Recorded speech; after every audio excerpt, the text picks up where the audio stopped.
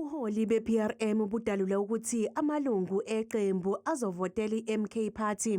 Umengameli we-PRM uNhlanhla Buthelezi uthi-ke lesi sinqumo bafuna ukuqinisekisa ukuthi i-MK Party inqoba ngobuningi okhethweni lukazwelonke. Umkhonto wesizwe uvele wahlaba esikhonkosweni izinto i-PRM ezimele. Okokuqala nje umhlaba wamakhosi. Uma beqala bekhuluma ngomhlaba wamakhosi, sivele sahlabela umkhwelo. UButhelezi uthi banomlando ne-MK Party njengoba sebevele beqale nezinhlelo zokususwa kwabantu abakuleli ngokungemthetho eThekwini.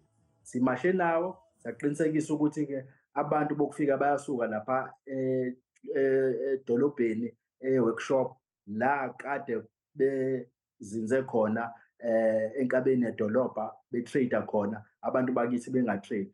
UButhelezi uthi bazohleze beyeseka i-MK Party uma izoqhubeka nokwenza lokhu abakholelwa ukuthi kuzosiza abantu bakuleli.